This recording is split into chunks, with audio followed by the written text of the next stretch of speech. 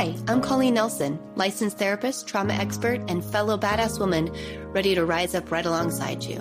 This podcast, Let the Rest Burn, is for the woman who has ignored, attacked, or even silenced her inner voice because she thought it was broken and needed to be fixed.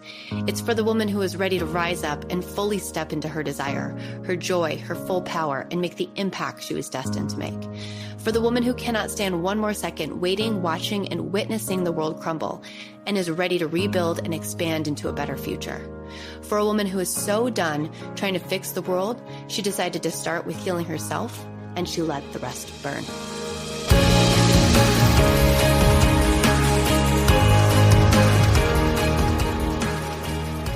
Okay, everyone, welcome to Let the Rest Burn. I'm Colleen Nelson, and I have a special guest on today. This is Mike Nelson. He is my former partner and my amazing co-parent. I wanted to bring him on today because I wanted to talk about the wounded child in relationships. And there's no one I know better to talk about that with than my ex-partner, because we've been together for about a decade and we navigated this in our marriage. Now we navigate it as co-parents and friends. And I really, truly think that this is the core piece of what a lot of relationship issues come from. And so I wanted to bring him on, and y'all have heard me talk about our divorce and our marriage and how we've navigated that as co-parents. And so I wanted to bring him on and just have you experience from his perspective, what happened and how that showed up for him. But also, when two people come together who love each other, care about each other, how the wounded child can really disrupt the ability to show up as your mature adult selves. And I think that this is an important conversation for any of you out there that are married and navigating this. For any of you that are navigating divorce or struggling in your marriage, you'll definitely relate to this because this comes up, I think, for everybody, no matter how happy you are or where you're at in your relationship journey. So welcome, Mike. Hello. Hello. Do you want to introduce yourself? Tell us what you do, any of that? My name is Mike. I sell beer here in Northern Colorado, and pretty much it, really. You're a father. I'm a father too, obviously. We all know that. Single parent, navigating post-divorce and co-parenting and continuing to work on myself. Yeah. Something I think that Mike and I did really well in our divorce journey was acknowledging that there was a lot of our own inner work in the kind of disintegration of our marriage. And yes, we've had our moments, we've pointed fingers, we've yelled, we've had all the things, but never have we ever said, this is all your fault, right? There's always been ownership on both of our parts as to what happened and why we're here. I mean, we're both still healing, so it's not completely over. I don't think it ever will be. But I want to talk today, Mike, in particular, I really want to know for you, when you think back to, let's see, we met in 2013. Yeah. Yeah. So when you think back to 2013 and the boy you were when you met me, what are some of the things you notice now that really was your kind of unresolved wounded child self coming out, but back in the day, like early meeting time? I mean, a lot of it, most of it, a lot of the immaturity that I was navigating life at 27. I was when we were doing it. Yeah. I mean, reflecting back on it now, that time I had no idea, based on life decisions I was doing or avoiding, my addictions, a lot of that stuff that I never faced or wanted to face or had fear of facing. That definitely, looking back on it now, it'd be a huge red flag. I mean, I see it in people today that I see at that age, and I could pick it out from a mile away. It's so true. So like, ooh, they've got some work to do. So Mike and I, something I think is great about our story, and also like, hey, red flag about our story is we met each other and rather quickly fell head over heels. And I mean, like, both he and I were like, okay, finally it's done. Let's go in. And it was fun. It was beautiful. It was young love. It was definitely a beautiful piece of our story. But there were things early on that we should have picked up on our relationship dynamic that we never talked about or discussed or really worked through. We just kind of jumped into each hoop one by one by one by one. We met, Mike moved in with me pretty quickly after that because he was actually moving back to Wisconsin. So we like lived together for like 3 weeks, I think. No. Yeah. And it was wonderful. It was bliss. It was the beginning, right? Like, but we were escape artists. So let's talk a little bit about how our wounded child shows up. For me, I was looking for a relationship that felt easy, that felt fun, lighthearted, safe. I wasn't asking any of the hard questions, like what do I want in a partner? What do I want in a father for my kids? I was just wanting somebody that was going to escape with me, have fun with me, choose me, really. Like, I think the wounded child for me showed up so solidly in this place of wanting to be chosen. And it wasn't just anybody, right? It wasn't just, you didn't just show up and I was like, you'll do. It was just this place where we both wanted to be chosen so badly. It was like our wounded children knew each other. They were like, oh, hey there, I know your stuff. Let me make you feel better and you make me feel better. And so we did a lot of escaping. Oh. We did, plenty of drinking, lots of fun, but we didn't really have a lot of the hard talks early on. I mean, do you remember navigating any like challenging life conversations those first 6 months? No, not then. It was, obviously still fresh in the honeymoon phase. And just, for me too, a lot of my issues too, just leaving them behind and not focusing on them and just being happy someone is giving me attention and the time of day, especially being freshly moved out here in Colorado. Didn't have a lot. I had some friends, but I didn't have a lot of friends outside of those friends or coworkers and that kind of stuff. So just to build a relationship in general was really amazing at the time. Yeah. And to get the infatuation, just the. Oh yeah. Yeah, I was obsessed. Right. Like, I was, and that feels really great. And it's also concerning. Which, and it probably fueled a lot of my escape things as well, because I would not focus on my own self, or I had that knowledge to focus on my own self. And I was just giving my attention to what was giving me the time of day. Right. We kind of stopped doing our own personal work, or I actually completely abandoned my career. I'm like, well, I'm out. And I moved to Wisconsin literally 6 months after I met him, which isn't uncommon. I do think people at 6 months after getting into a relationship will make big moves. But I just like ripped up everything I knew and just like took off. Which at the time, some of the red flags that I think like I was identifying in myself is I was starting to get into that kind of like parental, almost naggy, know-it-all place. So my wounded self gets very like, I'm going to control everything and I need to be the boss and I'm going to like, I am right and you're wrong. Like I get into that place when my wounded child gets activated. And so, Mike had some escapism. I'll let you speak to that. Early on, he enjoyed himself quite a bit. And I got triggered by that. And instead of setting healthy boundaries, having a good conversation, like letting my adult self come in and talk, I just got angry and mean and snappy. And we kind of fought over the issue that wasn't the issue.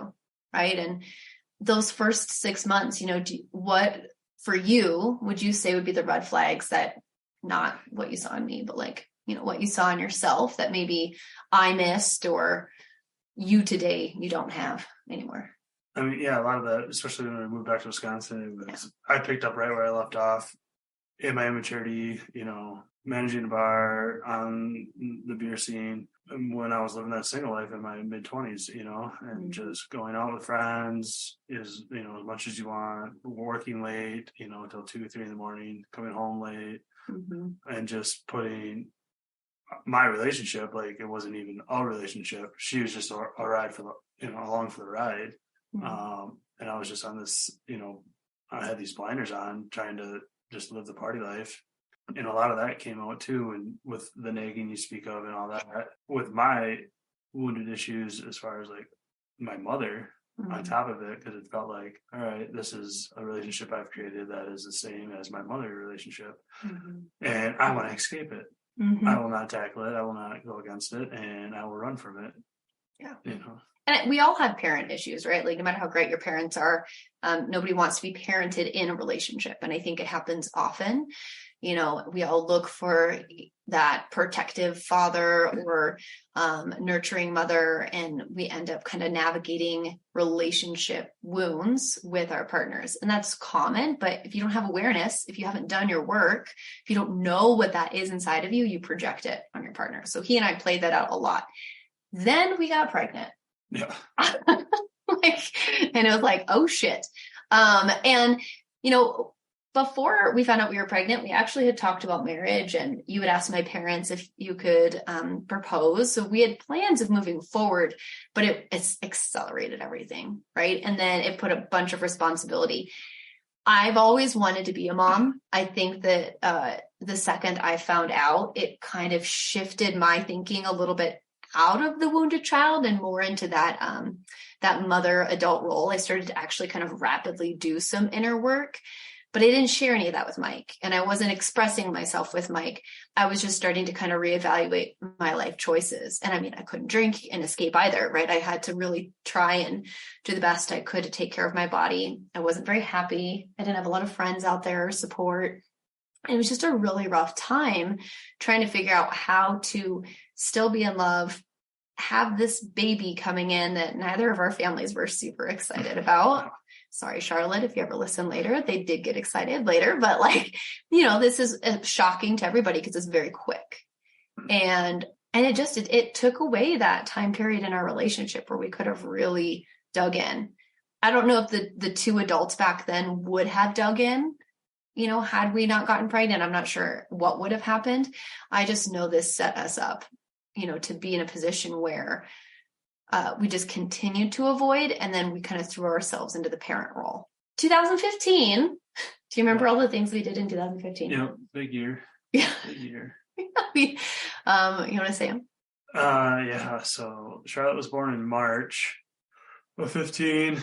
Soon after that, 3 months later, we decided, we were talking about it for a while, and we knew after Charlotte was born that we wanted to get back out to Colorado, both for Colleen to further her career, me to further my career in the beer industry. And honestly, going through a winter in Wisconsin again, it was just non-negotiable. Yeah. So probably June, I think April. Yeah, put my house on the market, and then started packing things up and getting things in order to head west again. Mm-hmm. So with that, those plans in place.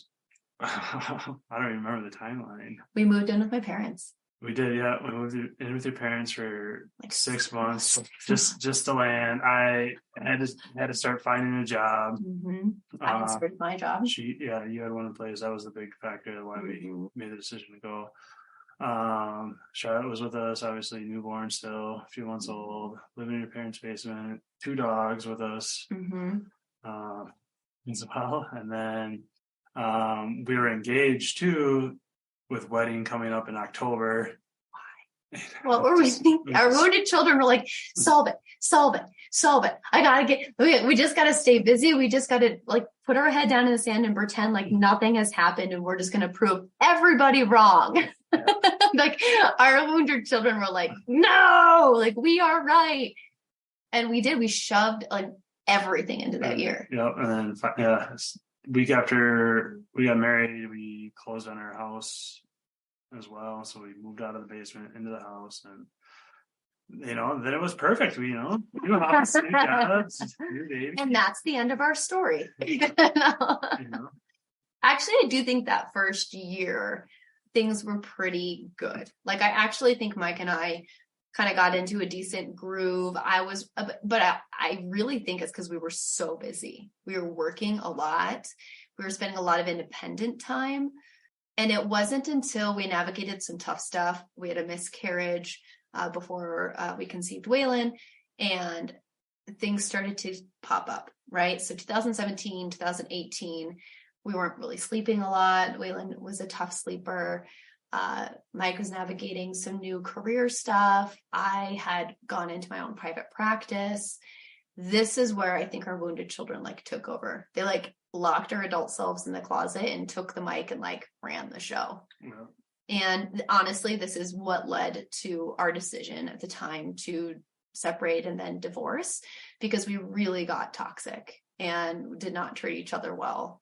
And this is where I think the story is hard for both of us, but it's truth. And I want to talk about it for a minute. I don't want to deep dive on it too much. Maybe another episode we'll really get into it, but I want to talk about it for a minute, own our parts. And then I actually want to transition into what it's been like to co-parent and parent with our wounded children. So 2017, 2018, what stands out to you is how your wounded child showed up in relationship in particular? A lot of it was avoidance and my addictions, like just working in the beer industry and for a hot up and coming brewery that's super sought after. It's just, it's like a rock style lifestyle. Events every night, parties, selling beer, tasting beer, travel, and no sleep at home either, No, and it's just a lot of fun. Go. And so I resorted to a lot of things back into my mid-20s during that time when I felt like I was just a single solo person that didn't have responsibilities or anybody to answer to. And it made me, neglect a lot of things in my life that are actually there, but I never acknowledged it to that sense. I was just in this haze of go, work, and not realizing what I had at home. And I think the biggest part of that, my wounded child, is my own upbringing as well. Having a dad present, but not emotionally present, doing the same thing. He was working late, always working, gone in the morning, home at night. And, never, there was not a man enough in my life to teach me how to be a father or how to be even a man myself. There's little things that he did that was great that I carried into my life, but the masculinity was never completely there. And I never knew what that was or how to find it or what it actually meant until I started doing my own work. And same with my mother, and on that relationship, it was kind of, either avoid it or, be the nice guy, good boy, and not get in trouble, or be the bad boy and get the attention from that outcome as well. And so I carry that into our relationship and create a lot of codependencies between us where it's like, I didn't want to make Colleen mad in our marriage and all that. So I always just did everything, wanted to do this to make her happy so she didn't have to. But then I would stay out late and do all that. And then I would get the reaction, because I felt like I was not getting the attention at home that I deserved in our relationship. So I would act out as the only way to get the attention from her. And then, obviously that's not the right way because that would just snowball into a lot more other things. Yeah.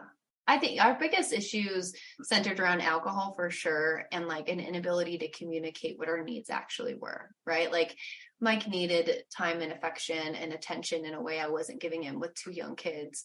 And alcohol played a role for you to escape it. And that's when we would fight, right? Because that's when that little boy would come up and like speak his truth, but he'd speak it in a way that was pretty harsh. And for me, I was exhausted, depleted.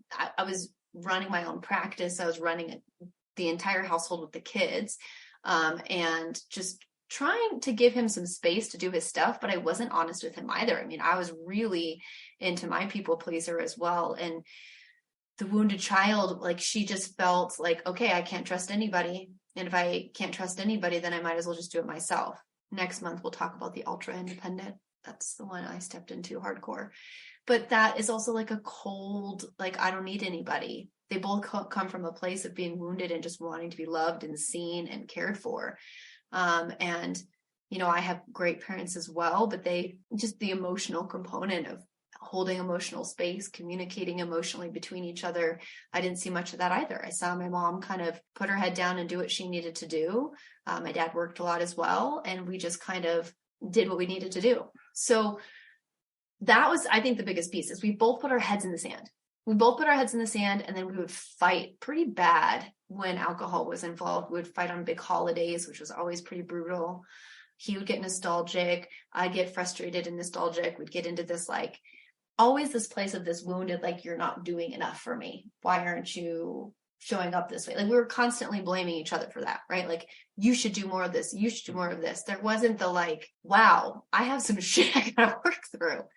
I started seeing a therapist around then, and I think I started to recognize a piece of this. Obviously this is work I do with clients, so I had a bit of an advantage right? Like that. I've done my own work in my 20s, but this is a whole nother level, right? When the shadow archetypes show up in your relationships, I'm telling you, this is different than individual work. He's poking stuff in me. I haven't had poked since I was 10, right? And vice versa. You just don't really know it. Add parenting to that, and it's a whole nother level. So, we did things, we said things that were at some point a level of unforgivable, right? We had to end the toxic marriage we were in, as challenging as it was. We tried multiple times to come back together, but neither of us were healthy enough to get to that place. As much as we respect and care about one another, it was really challenging to overcome those pieces until we individually did our own work. Right. And that's super tough, because I think both of us really wanted to make it work. But by the time we got to a place where we actually could work on it, there's so much damage that had been done. And it's hard to rebuild after that. It's not impossible. I see people do it, but it's really challenging. So Mike and I made the choice to, separate and divorce and kind of go our own path and do our own work. And I think that as co-parents, what has shown up for me with the wounded child is this very much like, why me?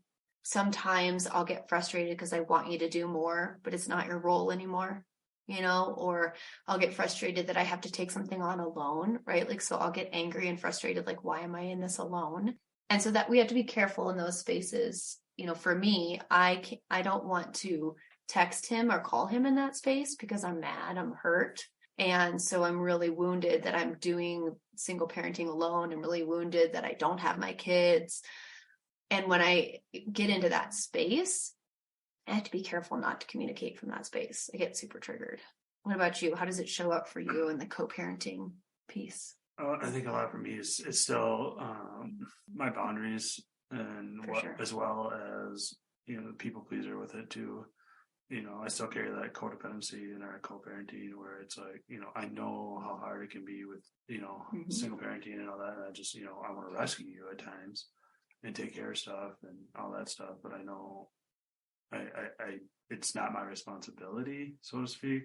And whether, it goes to an extent where it's like for the well-being of the kids, I'm obviously there, but all the stuff that we had in our marriage where I would, want to make sure this, all these little small tasks were done, I would lean onto them, which didn't really matter, at the end of the day. Yeah. Where it's like, I put so much energy into those kind of things where I was escaping the actual energy that I needed in our relationship. But there's still, wounded child stuff that shows up in our co-parenting stuff besides that, but it's still, it's still a long road to try to navigate, that. But I think my biggest thing with it is, that wounded child, like, I don't want to come at you for, I'm trying to avoid the reaction of it being negative. And I carry that, and I can't be afraid of that because it's not my side of the tracks anymore on some things. And so that's what I'm still trying to work on.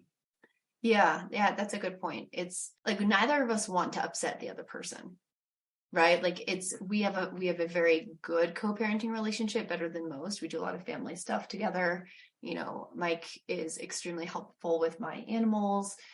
I help him with different work events that happen. We kind of trade off different things to each other. But at the same time, there's boundaries that need to be set. There's navigating the world of dating. Like there's things that we're doing that neither of us want to hurt the other with, right? And that is still there. It's still there. It's hurtful. It's hard. It's difficult. It's not easy. And so how we are honest and let our adult selves have those conversations is kind of the individual components and the work that he and I have both done.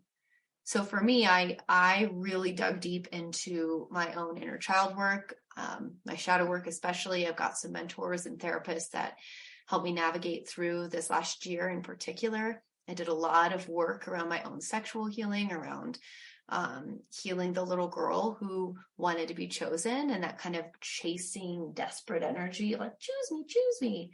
I'd get into the wounded feminine where I'm just like, I'm a hurt gazelle, and he's like, oh, I'll come save you. And I'm like, don't save me. Right. And it's just so unhealthy.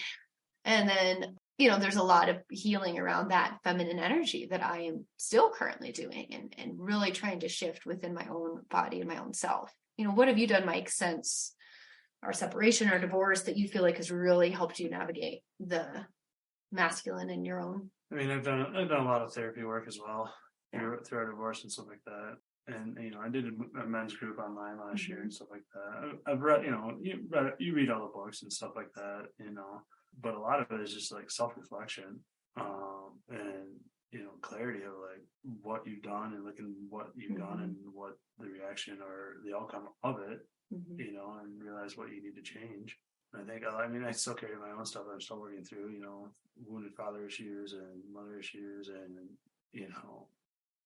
a lot of that, and understanding it, but, it's just continue work, and it's never going to be done, but it's just having the mindset of, the only thing I can contribute to our divorce is that I've actually realized how bad I was. Yeah. And actually got a grip on reality and, try to grow up a little bit. It was a gut punch for sure. Yeah, whether, blindsided or not, but it actually, it's what I needed. It's what that's the problem, is like most men don't understand it. And by the time they do, it's too late, Yeah. And it's how do you educate people on when they're going through it, as I have a lot of men that I know are going through divorce or already did it and stuff. And it's like, I can see the tracks happening and it's like, and it doesn't matter how many times you tell them, but they're not going to listen until it happens. I was the same way. People were telling me, slow it down, but I wouldn't listen. And then it happened. But, and I think I'll speak to the women, but I also think, this can be for any partner. I do wish I would have put down firmer boundaries with you earlier on. And with myself too. I think I needed to ask for help earlier on and ask for support in a different way earlier on. I fiercely wanted to do it on my own, which made me really burned out and overwhelmed. But if I would have said, I think early on, I'm going to leave if you don't stop this, and really meant it, if I had even actually left earlier on, my heart would have been maybe in a better place to heal. By the time I was done, done. And that really hurt Mike, because he finally woke up and was like, okay, I want to fight for this. And I was like, well, I'm done. I've been fighting for this for a year. And he's like, what? And I know we knew it, but I wasn't necessarily, I was trying to be amicable. I was trying to approach it lightly, and that happens, right? It happens and then, we both got to a point where okay, this is we just have to call it. And so I think it's so important as you're navigating the wounded child in relationships to recognize it shows up regardless of how healthy you are. It just is there. Conscious relationship work is hard stuff. Mike did his group with the Evolving Man, Ben, him and, Rising Woman, Shay, are a great example of conscious partnership, right? They have done their work. They continue to do their work. I love recommending them for anybody looking for conscious relationship work. They know their stuff. But I think if you are navigating this, don't be afraid to be extremely honest with your partner. Do not I know it's going to make them mad at first, but it is so crucial you speak up for your wounded child. When you shove him down or tell him that he can't be voiced, he comes out sideways. Yeah. Right. I think my biggest thing is in our relationship, the communication thing was the only thing I ever saw my parents communicating was screaming at each other, Right. And that's, I would drink and then she would, poke and pull it out, and then all that wounded child would come out as a volcano. Yeah. Yep. And then I'd be wounded, and it just go back and forth. And when we were both good, we don't want to talk about it. Yeah. We don't want to poke each other. And it's that's the time to talk about it. That's when you bring it up.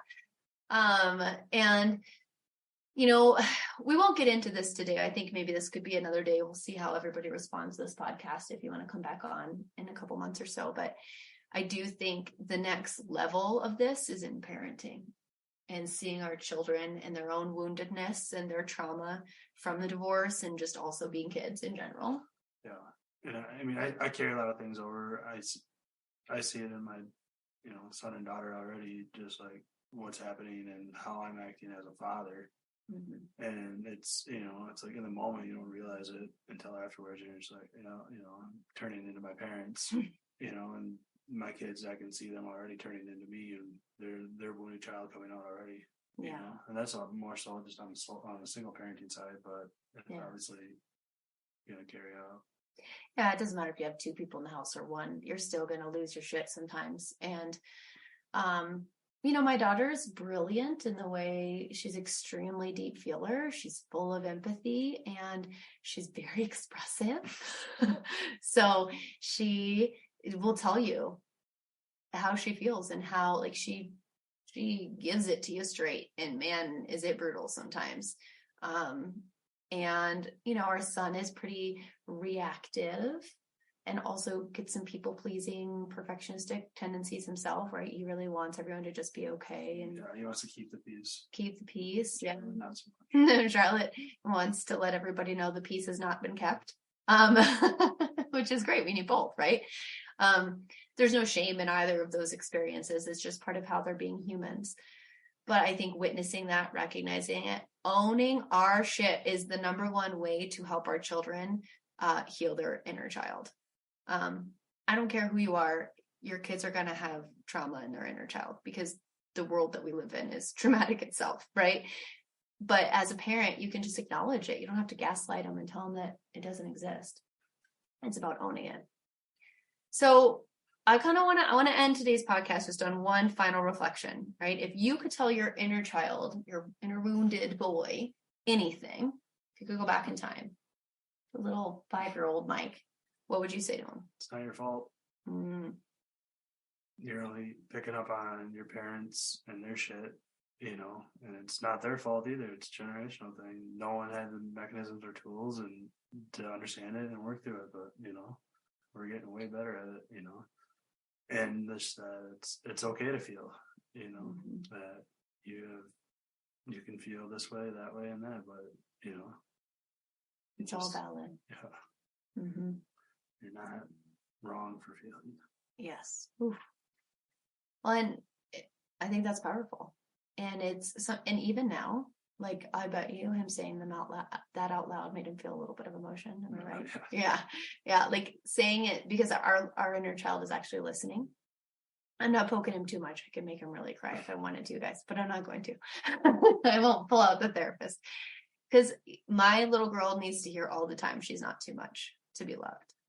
Right? That she's allowed to be her full, big dreaming, ridiculously chaotic, animal loving self. And she's lovable in that space. And how I show her that is how she heals. So how you show him that it's not your fault and that you can feel good enough. Yep. And that you're good enough inherently. And how we honor that first individually is how we heal that part, and then don't project it into relationships. I can never expect Mike to tell me that I'm lovable enough in my too muchness. He can't do that for me. I have to. I can never tell him he's good enough. I can't give him enough accolades or enough gratitude. He's always going to wonder if he's good enough unless he does that for himself. Right? So healing your inner wounded child is about being the person you needed as a kid, not looking to your partner for that, because it will never work. They'll never be able to do that. They'll be able to help you heal aspects of your relationship, but you've got to do the inner work first or alongside the relationship in order for it to work. So I appreciate you all for coming on. Mike, thank you so much for coming on the podcast today. Yeah, thanks for having me. Yeah, hopefully it wasn't too torturous. No. Until next time, next month, we are talking about the ultra independent. I can't wait. My favorite. I don't trust anybody to do it, so I'm going to do it all myself. You know that one very well. So we'll talk all about that shadow archetype number 2 next week, when we get into, what is the ultra independent and how does she or he show up in our own relationship. So until then, have a wonderful rest of your week, and I will talk to you soon. See you later, Shadow Slayers. Thank you so much for listening. I appreciate every single second that you chose to set aside for you and the impact that you're going to have on the world today. To be inspired, to be seen, and to hold space starts with the very actions we take with ourselves. Look at the show notes for more information. Like and subscribe and share with friends if you feel inspired to. And as always, let the rest burn.